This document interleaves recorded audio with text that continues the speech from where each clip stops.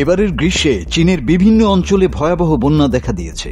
চীনের রাজধানী বেইজিংয়ে গ্রীষ্মকালীন বন্যা নতুন কিছু নয়, তবে এবারের পরিস্থিতি বেশ জটিল।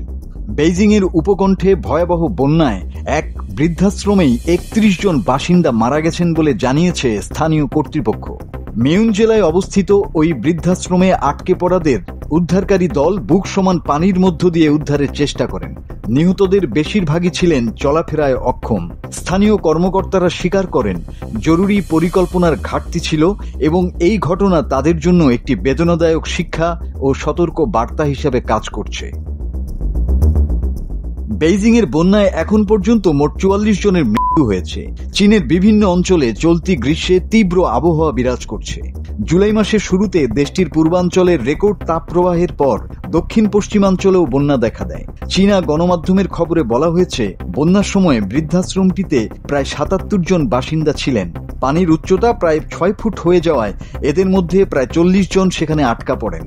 তাইশিটুন শহরে অবস্থিত এই নার্সিংহোমে মূলত শারীরিকভাবে গুরুতর অক্ষম, নিম্ন আয়ের ও সামাজিক সহায়তা পাওয়া প্রবীণদের দেখাশোনা করা হয়। বৃহস্পতিবার এক সংবাদ সম্মেলনে একজন চীনা কর্মকর্তা বলেন, বহুদিন ধরেই শহরের এই অংশটিকে নিরাপদ বলে ধরে নেওয়া হয়েছিল, তাই এটি সরিয়ে নেয়ার বিষয়ে আমাদের কোনো পরিকল্পনা ছিল না। এই ঘটনা প্রমাণ করে আমাদের জরুরি পরিকল্পনায় ফাঁকফোকর রয়েছে। আমরা তীব্র আবহাওয়ার ঝুঁকি সম্পর্কে যথেষ্ট সচেতন ছিলাম না। এই বেদনাদায়ক অভিজ্ঞতা আমাদের জন্য সতর্ক বার্তা হয়ে এসেছে। বেইজিং ছাড়াও নিকটবর্তী হেবেই প্রদেশেও ভারী বৃষ্টিপাতের কারণে ১৬ জনের মৃত্যু হয়েছে। এছাড়াও চেংদে শহরে ৮ জন মারা গেছেন এবং ১৮ জন এখনও নিখোঁজ রয়েছেন।